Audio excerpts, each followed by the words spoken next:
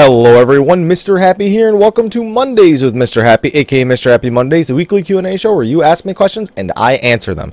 It's been a pretty crazy weekend, or a pretty crazy week overall. I mean, I'm trying to play a lot of WildStar this last week, quite a few server issues, so I put it down over the weekend. Had my first subscriber appreciation day, or sub Sunday as it's now being deemed, where I played Final Fantasy V, and pretty much everyone enjoyed it on Twitch.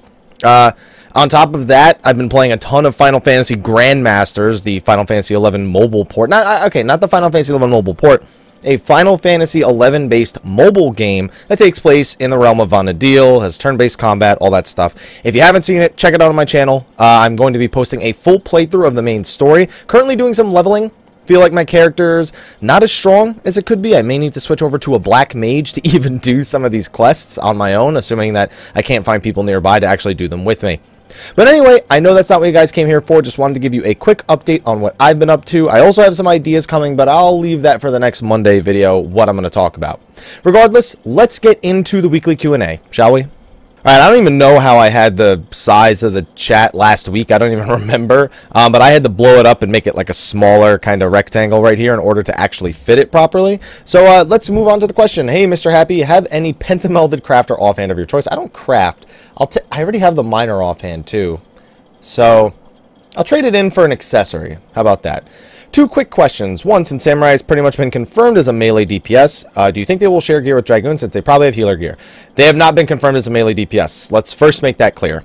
The last time Samurai was brought up, Yoshi P said it was originally supposed to be the tank for this expansion. They went with Dark Knight instead because they already had an Eastern-themed job in Ninja, and Dark Knight made more sense. Yoshi P said, you know, that it may still return as a tank in the future. He personally wants to see it as a DPS, but that nothing is set in stone yet. So, having said that, it's not guaranteed to be a melee DPS. It may end up going down the role of a tank.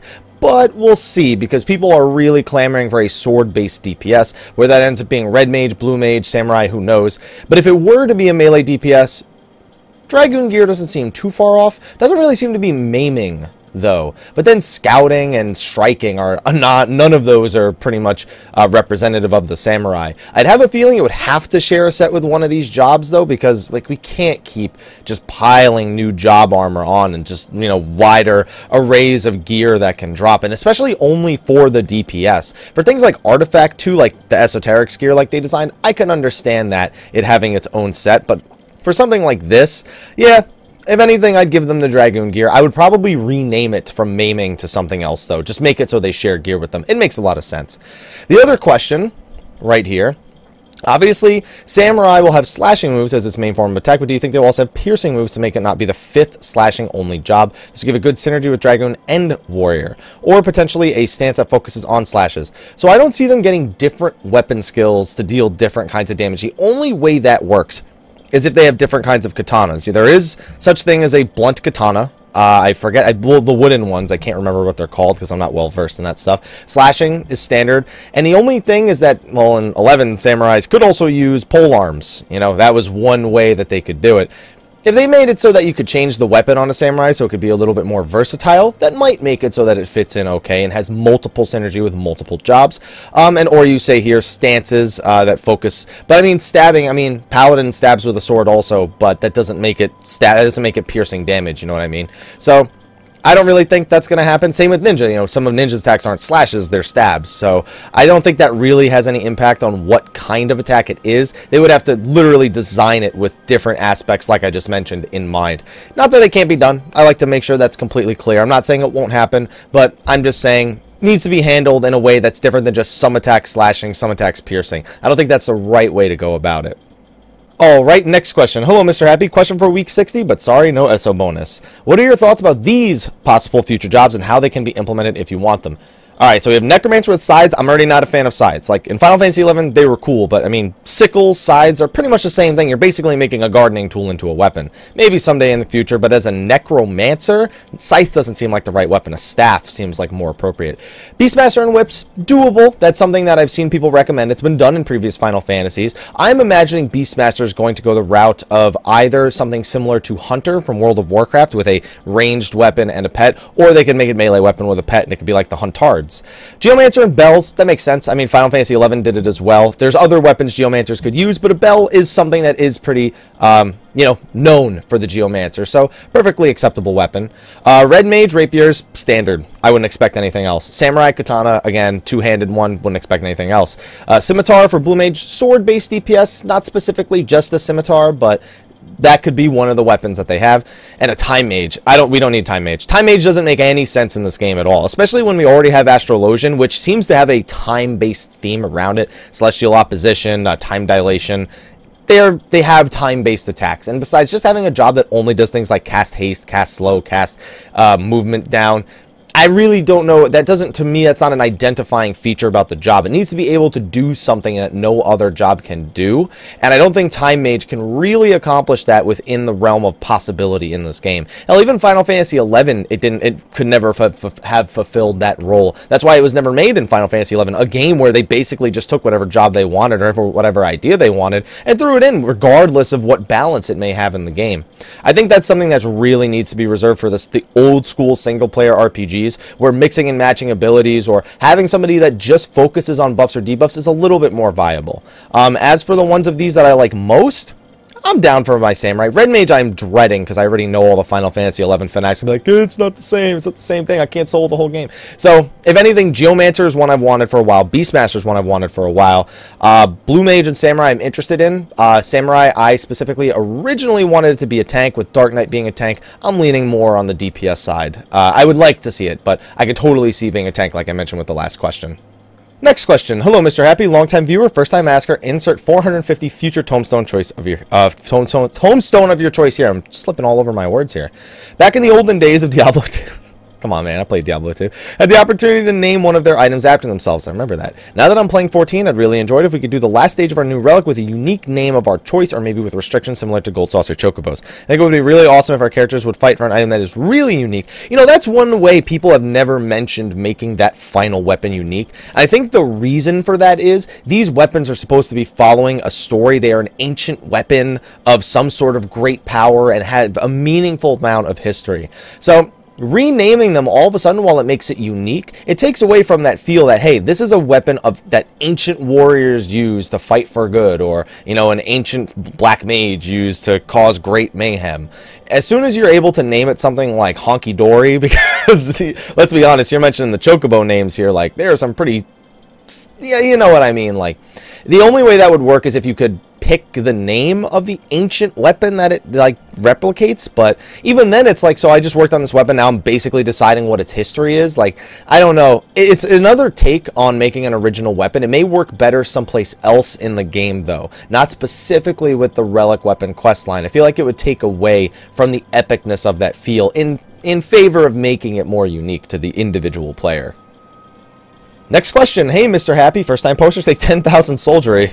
Oh, repost from week 59. What would be your opinion on joke weapons? We can name these weapons. These questions, it's like you guys arranged these questions. Weapons you glamour over your real weapons to make them look like something silly.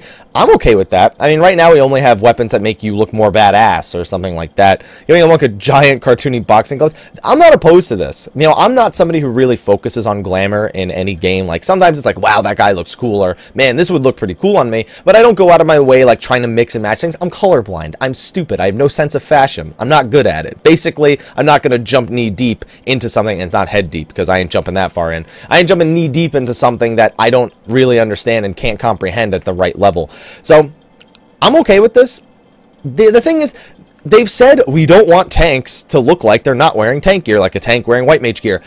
My tank is wearing a bathing suit almost every week. So if that's what you're trying to accomplish, Square Enix, you definitely didn't succeed, because they look just as ridiculous now. Why not go the full 9 yards and make everybody look ridiculous with these joke weapons? So thank you for your question. I enjoy it. Let's name these weapons. How about that? Next question. Hey, Happy, are there any non-MMORPG games that you've played that made you better at MMORPG games? For example, I feel Smite has made my character movement better. Do you find that certain roles in the Holy Trinity become easier by having certain mindsets? Thanks for your time. Two really basic questions with pretty complex answers. I don't think so. I think the only thing I can honestly say is MMOs have helped me be more social.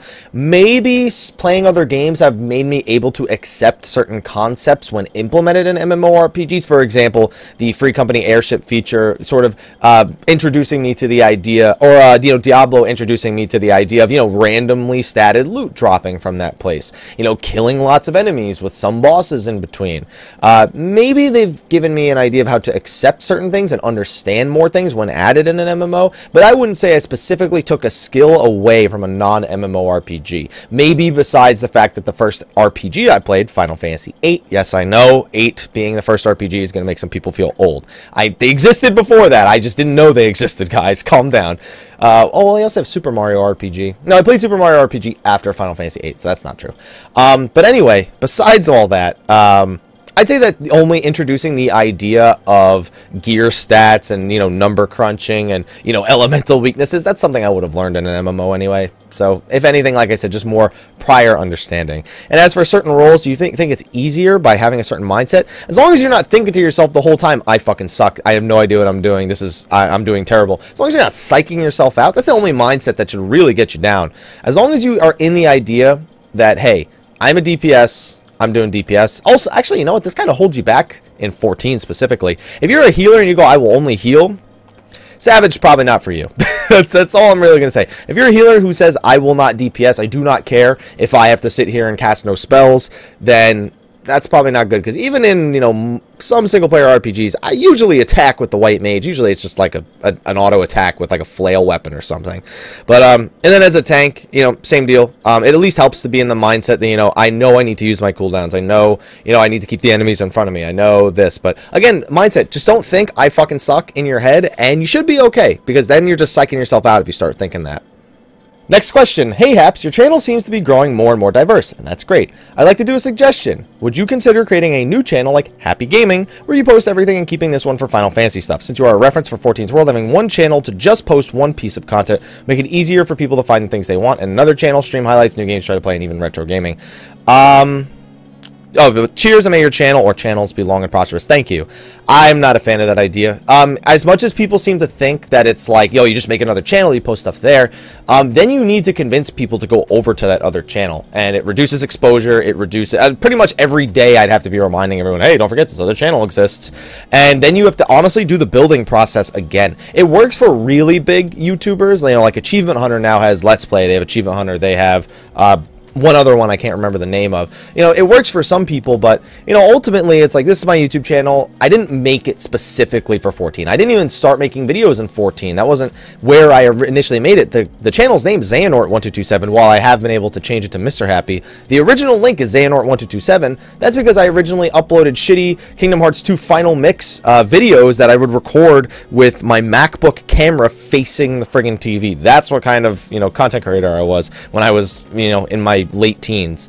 So and then on top of that, you have other games there. There's always been other games, and then there would be the effort of separating those titles, re-uploading them on the new one. And I know what you're thinking, oh, you could just stop uploading new ones and start uploading on this new one. Same deal. It's then a lot of effort to go and network that other channel. It's also not as good when you try to show, you want to go to a company, hey, listen, I want to play your game, I want to stream your game, I want to do videos on your game, and then they see this one channel that's really small, it shows them weaned interest in those things that aren't Final Fantasy 14. So from really a business perspective, as well as from a, YouTube perspective, while it sounds like a good idea if it's implemented well in advance, that would mean these videos would go there as well. So it kind of gets a little strange when you try to do that. Maybe one day, if I'm ever one of those big channels, I don't know.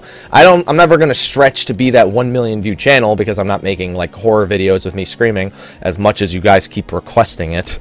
I think it's better to just keep everything on one channel. It's all representative of me, and I think that that's what my channel should be. It should be a diverse representation of me.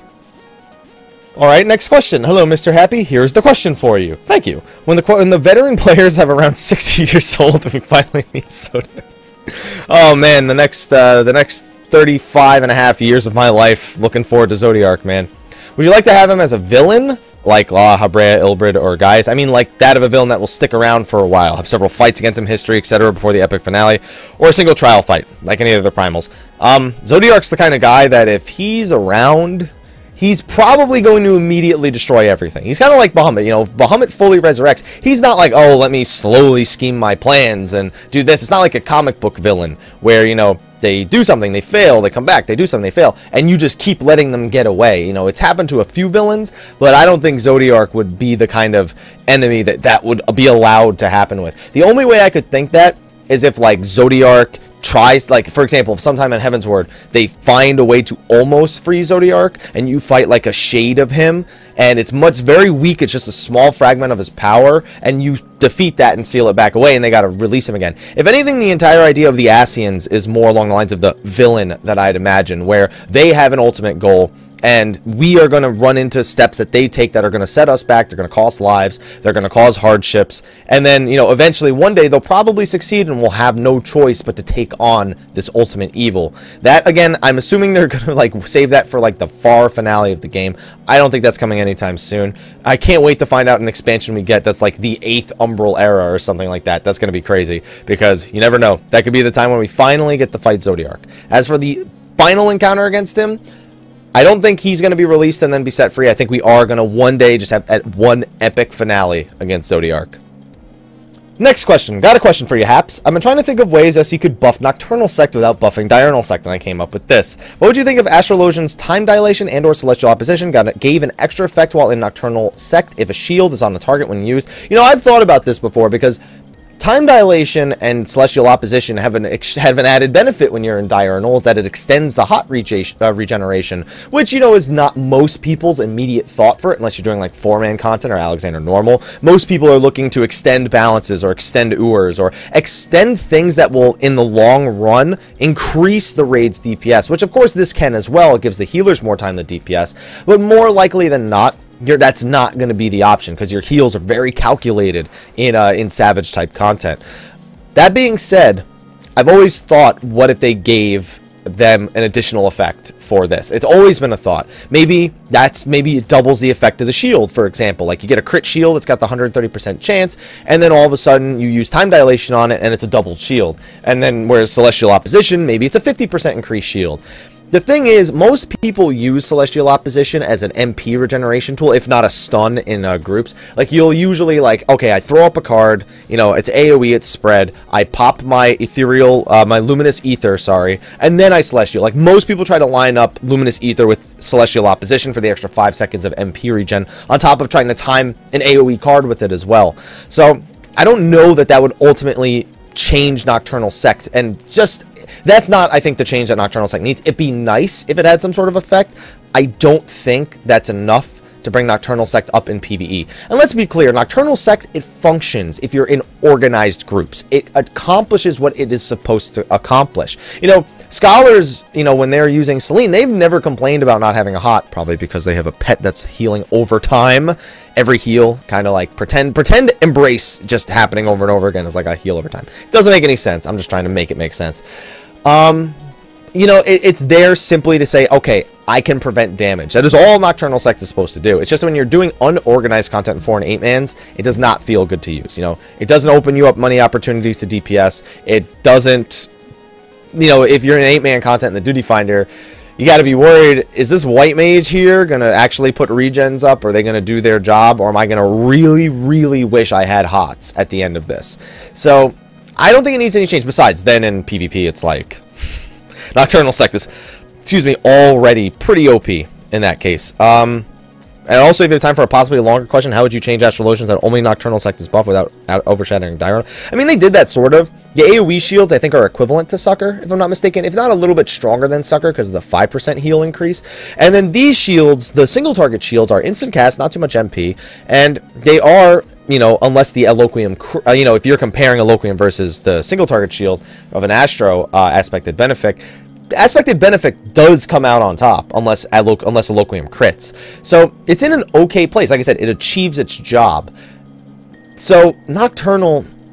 There's things about Nocturnal, like it doesn't provide a DPS increase. It's not as fun to use a 4 and 8-man content. But it functions. I think it does what it's supposed to do. It functions. I just wish, in some way, maybe it was a little bit more effective. Just flat out the shields were a little bit more effective. All right, next question. Report from week 59. I know I meant to say repost. Don't worry. Hello, Mr. Happy. Not the first time asking, but take any bonus you want. Most of my free company friends are burned out on the game, and from one of the most active FCs, always from 50, 60 people on me, to just me sometimes or most of the time. I play on Famfrit. I recently found a free company on another server. For most of the members are, but most of the members are in my hometown, but is on Fairy. From what I read, a dead server. My question is: should I wait for the new patch to come so many of my friends come back, or should I transfer my character to Fairy? I'd say make a new character on Fairy. Don't transfer your main character, man. It's 4 weeks till the next patch comes out. You're gonna want a free company that has some things established for it, and just hope they come back. I know Famfrit and Fairy are both servers that are pretty rough to have super big active free companies on, especially if you don't have somebody like managing it, like really managing it, trying to drive up player interaction and reasons for people to log in, Mumble servers, things like that, or Discord servers, whatever you prefer. All those things can affect the population and the retention rate of people in a free company. So if it's your free company, then, or if it's just a free company you're in, they should be trying to drive up player interaction with each other, not just, hey, we have a bunch of people, you know, I hope you talk to each other, because that's like, yeah, that's not how friends are made. That's like how, you know, that's just a bunch of people being in the same place at that point. So I'd say make a new character on Fairy. Don't transfer your current character. You may actually find the game is a little bit more refreshing when you level a new character, at least for the first 50 levels. 50 to 60 it can be a little bit shaky. But honestly, I think that you'll be okay if you just make the ult on Fairy. Next question. Hey, Happy. Third time asking. Christmas is not far away. Have some HQ mistletoe. My question is keyboard and mouse related. I'm going to invest in a Razer Black Widow Ultimate Elite Gaming Keyboard. Ooh, I have a Razer Black Widow Ultimate Stealth. I love this keyboard, by the way. And I was wondering if a mouse investment is really needed. I don't use the mouse at all, and I'm curious if I'm missing a trick by not using my mouse more, and I would need to get a gaming mouse. So you're a keyboard-only player. That's pretty rough. I have a friend who did that back in 2.0, and I've watched his gameplay video, and he did okay, but it was painful having to see him, you know, swivel the camera around or turn his character manually and things like that. So I don't think I can pull my mouse. Oh yes, I can. So this is my mouse. This is the Razer Naga Epic, I believe the 2014 edition. There you go. This, oops, accidentally clicked the button. This is the reason why I love my mouse. These 12 extra buttons right here on the side are the reason why I love this mouse. So hold on, let me get back to the thing. Let's see. Here we go. There we go. So that's a big thing. I have access to so many more keys. Shift, mouse button 1 through 12. Control, mouse button 1 through 12. Alt, mouse button 1 through 12. And these are bound to my numpad, so if I ever really needed, I could just use my numpad as well. I could like reach over with my thumb and press a button on my numpad. I had a friend who did that in World of Warcraft, and he was a very competitive raider. I'd say the biggest thing you might be missing is the ability to more comfortably move and use abilities at the same time. But I know plenty of people who have worked around that on the keyboard. If it's really comfortable for you, I can say you can stick with it. I would personally recommend investing in a mouse and learning to play with it. I do feel that if you're going to go KBM, which is keyboard mouse, that the mouse should definitely be included. There's so many advantages to having it, between faster ability to turn your characters faster, ability to move and use abilities a little bit smoother. Those are the two biggest ones. And if you're in this case, access to a lot more buttons. But ultimately, the decision will be yours. That's just my opinion. So, you know, take it however you will. Next question. Hey, you happy? It's been a while. Here are 10 favors. Dude, 10 whole favors? You mean like 10 of them? Like each the 5-minute favors? 50 minutes worth of favors? Dude, you just gave me like 5 million gil. Maybe even more if I get lucky. I need help with understanding how to transfer from PS3 to PS4. Okay, easy enough. The free transfer is gone. You can't upgrade from PS3 to PS4 for any sort of deal at this point. All you have to do is buy the PS4 version of the game and the expansion and register it to the same service account that your PS3 one is on. You don't have to do anything else. All your characters are automatically transferred. Okay, there's one thing you may want to do. I don't know how to do this on PS3. So somebody help him in the comment section. All of your, actually, maybe it's synced through the cloud. Somebody let me know, because I don't play on PS3 or PS4. How do you get, I'm asking you questions now. How do you get your UI, your key bindings, all of that over from the PS3 to PS4? I think it might save on the cloud for PlayStation, like, you know, on your account for the PlayStation. I don't know that for sure. Somebody help this guy with that, because that's the only thing that you're going to be missing when you transfer from PS3 to PS4 is your keybinds are going to be all kinds of fucked. I don't know if it's as simple as it's PS3, PS4, it does it automatically. I don't know if you need to upload it to a specific place. I don't know if you need to put it on a thumb drive and like download it and then upload it onto the PS4. I don't know. But as terms of just getting it functionally working, you literally buy the PS4 version, go to the MOG station, apply the PlayStation 4 version to your service account. Done. Easy mode. Next question. Hey, Mr. Happy. Hope you're having a good day. I am. Recent watcher and first time asking, so I have an SO bonus to be delivered on Tuesday. I like when they're delivered in the future. I'm having issues choosing between Bard and Machinist for my static. I was a Bard main in Realm Reborn, but leveled Paladin at the start of the expansion to help play with my free company, which didn't work out too well before joining another static as Machinist, which I had leveled after Paladin. Having recently got Bard up to 60, I find I enjoy it more than Machinist, but I'm reluctant to switch to Bard seeing as I already have the SO gun for Machinist, and am behind on SO gear due to SOs I sunk into Paladin. So I'd like to ask your opinion. Should I stick with gearing up Machinist, or should I switch to Bard despite the SO setback? There's one other part under here. Information that may help. Static is up to 8-2 Savage, just need to beat Enrage, and consists of Paladin, Dark Knight, no Warrior, unfortunately. Astrologian, Scholar, Ninja, Dragoon, Black Mage, and then you as the Machinist. That's tough. Because being behind on SOs when you're hitting A2 Savage and Rage, that's rough. You may want to beat A2 Savage before you switch. That might be the only real way you can do this. Because once you start accruing the Gordian accessories from the drops or the whatever they're called, the manifestos, it'll get a lot easier to make the switch because you'll have some gear that has some overlap. But until then, if you're only working with SO gear, man, that is a rough switch. Especially going from the SO gun to not having the SO gun. I think you should stick as Machinist for now. And Machinist honestly does fine in all the content. Machinist and Bard are pretty much interchangeable. The only argument is always between, foes versus, the physical hypercharge. And the frequency of them and how much it affects, 5 DPS versus affecting maybe 1 or 2 DPS. Like, there's a lot of different arguments for it. But honestly, you already have the Machinist, you have the SO gun. I say stick with Machinist until you beat A2 Savage.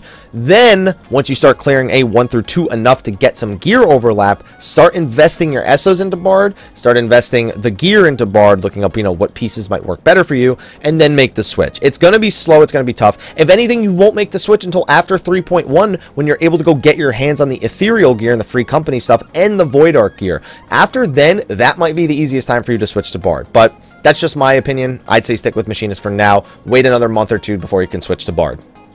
Next question. Hey, Happy, longtime viewer. First post, I have a lovely Alex drop as your bonus. What do I need? Alex, can I have Alex Savage loot? Give me my weapons. Started after one State of the Realm with Sly about Soldiery bonuses. So I main Black Mage, and it feels like my damage, even in the 2.x zones, are being dwarfed by Dragoons. Yes, reference to Estinian. I know I'm not max geared, but it still feels like I don't contribute to the fight at all. I stat dumped all 35 and it doesn't feel like it's any different. Is Yoshi ninja nerfing Black Mage to make all their jobs look more appealing? No. Black Mage is really friggin' strong right now, man. I don't know why you don't feel like you contribute. I mean, you said you're not very geared. That'll make a difference. That'll make you feel. I also don't know how you're playing it. Like 35 int is huge. Let's see if I can put that into perspective. That's the equivalent of a little over 3 weapon damage, which is a massive difference. I would like to point out.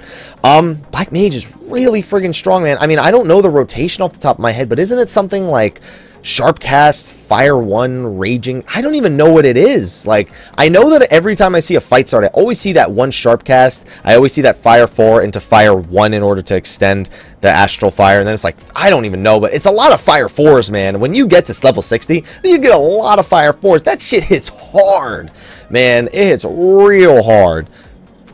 Black Mage is in a good spot. Don't worry. Stop, beating yourself down, beating yourself up, whatever it is. You're fine. Black Mage is fine. It's a good job. I like it. Next question. Hey, Senor Feliz. Question for week 60. My girlfriend wants us to try content like Savage together, but I don't feel confident enough to do it, mainly because we live in Colombia and play on a soon-to-be-located in Paris EU server, and I'm not completely sure how that's going to affect my latency and how it could affect my performance. Can I still do content in this situation? You can. It's really going to suck.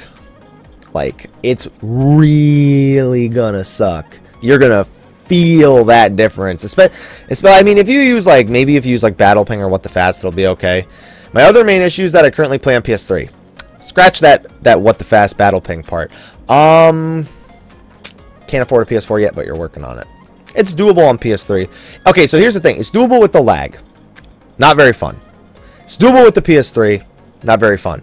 Together, I don't want to say it's not doable. I want to say that's an uphill battle that you're fighting. It's really going to be difficult with all of those things working against you. I hate to say it. I wouldn't recommend trying that. Especially for things like Digititis and A3 Savage. I don't know. There's certain things you got to dodge. I don't know. I'm kind of scared with the idea of both of these things. PS3, okay, if you install an SSD into the PS3, it might be okay. Because it's really just load times, and occasionally, you know, you'll hit a graphical lag. If you can get past that, you should be fine, actually. I don't know. Like, it's doable. It's doable. I think the lag is the bigger deal than the PS3. Because the PS3, there are ways around that issue. And, it's just, together, those issues. It's just loading times, really. Like, PS3 is just all about the loading times and the lower FPS, but the loading times really are the bigger thing. I don't know. I'd say wait till you get the PS4 and then give it a shot. Like, even then, the latency is going to be killer from Columbia. Alright, so I read through a pretty long post, as you can see. Very long post, so I'm not going to, unfortunately, not going to read the whole thing. Sorry to the person who asked the question, but, you know, got to keep it timely. Ultimately, the question was bolded here. If I don't have an extensive rating history, how can I prove that I'm a good and capable player who is fit for some of the better rating groups? I feel like I'm stuck in a catch-22. Most good rating groups require good raid progression, but good rating progression requires good rating group. You are not the only one who feels this way, my man. The best thing to do, Party Finder. A lot of it. Do it. Prove that you're a good player in the Party Finder to these other players. Believe it or not, top statics on their alts do generally join the Party Finder on their alts to try and get stuff done because their statics don't have multiple characters. It's a good way to get discovered. You know, people may see, wow, this guy is actually playing pretty all right. You know, they may also see that you're not playing to the maximum. But if they see you doing mechanics, they see you, you know, playing your job correctly, that's an easy way to get noticed. Then when you apply, they can be like, well, I played with this guy in the Party Finder once, and he was pretty good. And then you start on your server, and then you take whatever experience you get, you move it on. I know that stuff, because a lot of the Party Finder is pretty much just people beating their heads against it, not winning, and it just ultimately being 8 people hating each other by the end of it. It sucks, but that might be your best option. The only other option is to start your own Party Finder or try to build your own static with players who, while they may not be necessarily, you know, top of the line players, you know, they may just be, you know, ragtag bunch of people who just like, yeah, we want to raid. They get in, you can go through A1, A2, you get to A3. You guys are learning, you guys are progressing. Making a static like that may be your best bet. If not, just doing the Party Finder and hope you get discovered and prove to the Party Finder that you're a good player. That's definitely one way to get your name around. So that's a start, but hopefully we can touch base on this another time after you've had some experience with that. Alright, again, we had another very long question, but it ultimately boils down to this part at the end. So question, do you think that shifting some of the checks that bosses currently have onto the trash in the dungeon or the raid, improving the quality and skill level of trash pulls while reducing the severity of these checks on the bosses, will make the raids themselves seem more worthwhile and reduce the rate of burnout and things like Alexander Savage? Why or why not? So, making interesting trash. I'm okay with this. I don't even, like, I get that they designed Alexander with Alexander normal in mind, and then Savage just skips you straight to the bosses, pretty much, minus Faust, who acts like a doorman. But I'm personally one of those people that's not a big fan of trash, unless it drops something useful. Yeah, you can make the trash meaningful, and you can make it require mechanics, but two things. One, if you're gonna do that, give it something worthwhile. You know, when I kill this trash, I want to have the, oh, did we get anything? Did we get anything? You know, I want to have that moment, because it makes killing the trash a little more exciting. If you're not going to do that, if you're just going to make the trash like harder or give it more mechanics, it's just a tougher obstacle in your way. It's just another Faust. It's another ADS. And while Faust is thrilling to some people to get down, it's something that we wish we didn't have to fight every week after the first time. Trash, if it's not at least somewhat rewarding, will ultimately feel the same way. I don't think that would affect, I don't think that would help burnout. That may even hurt burnout. People aren't excited for that. People are more excited for looking at Turn 11, the jumping platforms, you know, racing against the other group of people. That was really fun, to be able to split into 2 groups of 4 and race down to the part where you guys need to meet together, so you made it first and be like, okay, you know, 3, 2, 1, go. Things like that make raids exciting. I want to see more things like that, where maybe you split it up. Maybe you have to go have 2 people stand on a platform while a small group kills another thing, while you have 2 people up shooting a cannon or something. Like, split people up, give them multiple roles, but it's not something that needs to be super difficult. It just needs to be interesting. I don't think shifting skill checks into that is really the way to go about it. Make it something that feels like an adventure to go through. Alexander, the beginning, the first arm, did not feel like an adventure to go through. It felt like, yes, we were going through him to get to the core, but it didn't feel enough like an adventure, you know. I'll put it that way. Also, taking the skill checks off of the boss to put them on the trash, then the bosses get kind of stale. I imagine some of these bosses without their checks, and I go, that's not even an interesting boss. You know, I'm not a fan of making a boss easier to make trash harder. It's just not my thing. But anyway, thanks for the question. Thank you. Awkward bye. Next question. Hey, Mr. Happy, first time post, therefore SO-ness. Is that what SO bonus? Yeah. This post is more intended to hear your personal opinion, thoughts on the topic of subscription service and RMTs in 14. Oh, this is going to be a good one. With the overwhelming problem of RMTs in the game and the shift from subscription-based to MMOs to a free-to-play model, what do you think of 14 going free-to-play? I'll read the whole thing. This has been something that was rumored before Heaven's Word. No, it wasn't. And now with the lack of endgame content, I think it's an idea they should revisit. Personally, for me being a casual raider who's busy with classes starting, it doesn't make sense for me to spend $30 for 2 months with no added content until November. I'm sure that there are many others besides me that have realized this and decided to stop paying the subscription and move on or wait for new content. Or I think Square Enix to adopt the free-to-play model would work in their best interest, not only to keep veteran players and increase the new player population, but also put an end to the RMT problem once and for all. That would not. That would make it worse. By the way, if Square Enix switched to this free-to-play model, it would allow for players to buy new currency with real money. Oh, God. Legally. Oh, God. And have all their glamour while killing the need for gil farm. That does not kill the need for gil farming RMT. I think lowering the value of gil and allowing players to decide if they want to spend money on the game. No. Okay. I have no remorse for my answer on this question. Fuck that. I have no remorse for the... Okay, so when you first suggest free-to-play here in the question, I can understand where you're going. There's a lull in content right now. And first of all, making it free-to-play does not all of a sudden make it so there's less of a lull in content. Because when you go free-to-play, now development resources have to be spent on enhancing the optional item store instead of developing content. The team is already so small that it takes 3 or 4 months to put out a moderate amount of content, you know? And on top of that, they took a 2-week vacation. They're working on getting the European data centers up, so the delay is expected. But going to a free-to-play model doesn't magically make there more content. If anything, it even affects the rate at which content is being generated. Either that, or you're basically going to have to pay for every piece of content that comes out anyway, so it's barely free-to-play in the first place. Second of all, buying gil with real money legally is something that sounds pretty familiar to me. Diablo 3 said, oh, we'll introduce the real money auction house. The real money auction house will be a way for people to legally buy gear, because they were doing it illegally anyway. It shat on their face, and I don't want to see another game attempt to do that ever. There are some games that go about the way of having real-life currency put on in exchange for other things. Guild Wars 2 comes to mind with gems and gold, although my friend tells me that unless you're willing to spend a lot of money, it's not worth doing. Gold is pretty easy to make just by doing dungeon runs. It also doesn't kill RMT. It just kills the RMT from attacking the players. The RMT are still there farming and botting. They're doing it more now because they don't have to pay for a subscription or hack into the game. They literally just go out there, make gil, sell it legally through the game. You're just giving them another avenue. The only difference is they're now allowed to do it, as are everybody else. It doesn't reduce the amount of RMT, it just reduces the amount of tells. And honestly, RMTs would still exist because they would be trying to beat the prices that Square Enix is offering through this in-game optional item store that you're projecting. None of this is a solution to the issue that, hey, there's not a lot of content. I know some people, first of all, that rumor was people saying, you know, that was when Yoshi P said, you know, we're not opposed to the idea, you know, for some games it works. We don't think it works. Maybe one day it will revisit it, but right now, we like the subscription service. Final Fantasy XI has been a subscription MMO. It is dying. When I say 11 is dying, I mean next month is literally the last content patch. They still haven't said anything about removing the subscription cost. So I don't expect them to ever budge from that. If they do, the only free-to-play model I expect Square Enix to go for is pay as you go. I think China does this, where you can pay either a subscription to play as much as you want, or you can pay for like however many cents a minute, or however many cents an hour, like $1 an hour or something like that. So if you want to play 15 hours a month, great. You only have to pay 15 bucks. If you want to play more than that, you might as well have gotten the subscription at this point. But adding Like, this doesn't solve any issues. This literally just lowers the barrier for entry. It doesn't stop RMT. If anything, it's going to overall lower the quality of the game because of the slowdown in content releases in favor of developing content to make money or charging money for content releases. So it's like, hey, I'm playing this free-to-play game.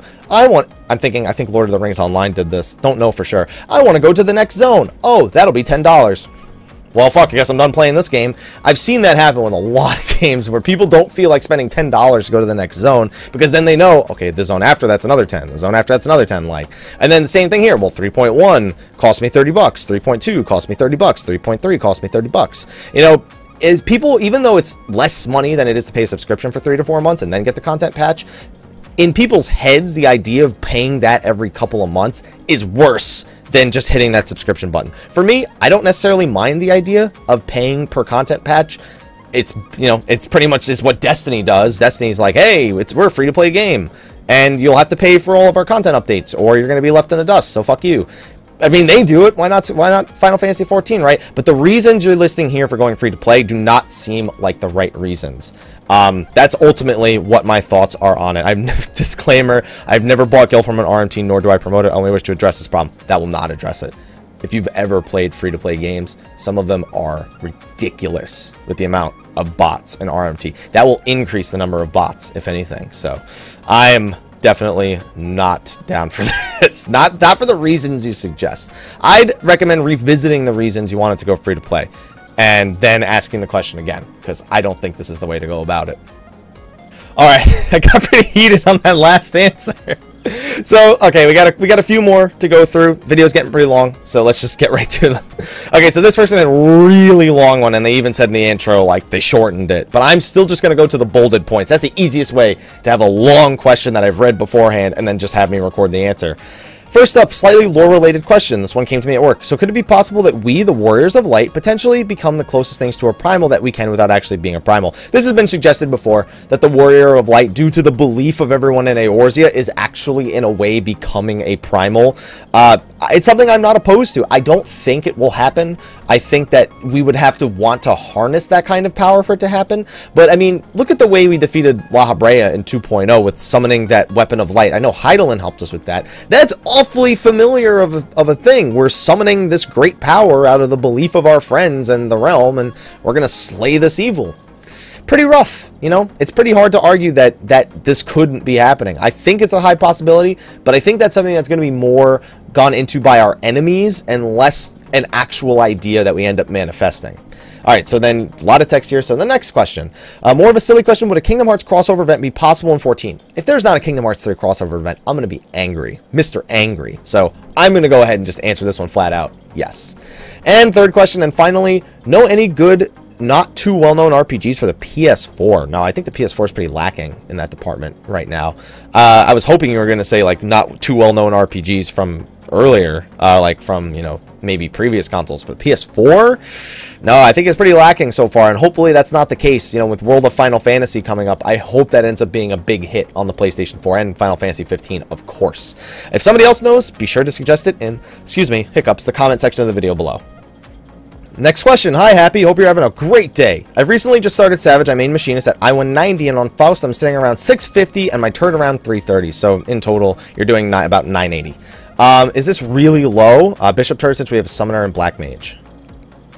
That'll cost you some DPS. Is this really low? And if you know any good Machinist guides or rotations, there's a few good Machinist guides out there. I haven't watched any of them, though. I know they're out there, and I know they exist. I know we had a few Machinists in Elysium that they didn't post any guides, but they knew it really well, and they explained it to me. So, there's a few things you need to know as Machinists. I'm going to give you Yoshi P's advice. Maximize Wildfire. That's the first thing. You need to be making sure you learn a rotation that maximizes Wildfire. There is also a really long opener. I don't remember what the pull time needs to be, but that you can maximize the amount of ammo that you get to use during the fight. Don't start the fight with 0 ammo and then do your ammo after the start of the fight. You usually want to prep ammo before the fight even begins. 650 for just you, I'm pretty sure that's really, really low. And also, your turret, the Bishop turret, doing 330, that's an AoE turret. Your numbers are probably a little skewed because odds are the AoE turret is not doing 330 DPS on its own. I don't know how much the regular single target turret is supposed to do, but your DPS seems like it could definitely use some improvements. I don't know any guides off the top of my head, but the bishop turret number is not reliable because it is hitting multiple targets since you, like you said, you have summoner or black mage. So definitely try to find a guide. Go to Reddit, ask for a guide. Try to find a guide somewhere because you can definitely improve your DPS a lot, especially at I-190. You can definitely be doing a lot more. Alright, and this is going to be our last question for this episode. Thank you everyone who submitted questions. If your question wasn't answered, odds are it was either too long or it was a question I covered from an answer that I covered in a previous week, or it was like an answer that I covered in like another thing. So if you want to repost a question, you guys know what to do, but let's cover this last question. Sup haps, yo. Quick question about the long-term game progression. Does an expansion have to have a level cap increase in 2015? I've heard people concerned about ability bloat, but it seems to me if an expansion adds additional worlds and content, it can offer a different type of progression that doesn't require more levels. It can also allow for more interesting gear options. Thoughts? So, not increasing the level cap is okay. I am okay with this idea, and I agree. I don't think an expansion needs to have a level cap increase. I know World of Warcraft does it. I know that, 14 did it once. I don't think it always needs to happen. And yes, I am legitimately worried about ability bloat. If we get more levels, I don't want new abilities. Like, I can't handle any more abilities. I can, but, I don't want to. There's so many abilities on our hotbars already. Not even talking about PvP gear. I mean, PvP abilities. Then it just gets ridiculously out of hand. If they took the development away from developing new abilities and balancing new levels and put that into more content, yeah, I'm okay with this idea. In fact, I advocate for it. I think it'll be a good way to keep the level you're at a little bit more relevant. The issue, of course, then becomes character strength and how, we are in a vertical progression game ultimately. So it would basically be an expansion where you can immediately jump into new content. The thing that would probably piss people off the most is people at least liked getting experience points from the main story. If you look at the 2.1 to 2.55, how much people don't like that. Even if you do get a little bit of experience, it's not a lot. People don't feel good about doing it a lot of the time. So if you were to give an entire expansion's worth of story and you were stuck at one level, that would kind of suck. There would need to be another form of progression. I agree. I think that World of Warcraft has a pretty good system going where they have the artifact weapon where you can where it's basically the only weapon in the entire expansion, and oh, I just got a text, and that acts as your progression for the entirety of the expansion, pretty much. You don't have all these other things to learn and get. It's that weapon. That weapon is the sole thing that gives you different types of progression. I'm not saying 14 should adopt that system. I'm saying we can look for other avenues to make progression in a new expansion both take a little bit of time so people can enjoy it, make people feel like they're okay doing the main story, and at the same time provide a meaningful amount of new content while not completely eliminating everything of the old. But anyway, guys, I'm still heated for that question before. On top of that, I got a text I got to answer. So I say we wrap this video up. Thank you everyone for watching. Be sure to like, favorite, subscribe, and share, and ask your questions for next week's episode. In the so a lot of people ask, like in the video, people ask in the comment section, how do I ask a question? There is a link in the description of the video that will take you to the Dream Network forums. That is where you can ask the question. I do that because it makes it easy to go through the questions. It makes it so that if people want to comment on the video, I don't have to then sift through comments just to find questions. It also makes it easier to do things like capturing it on the screen and finding the questions in a much more neat and concise way. So go over there, ask your question, and anyway, guys, thank you again for another wonderful episode of Mondays with Mr. Happy. I will see you all in the next one, and until then, take care.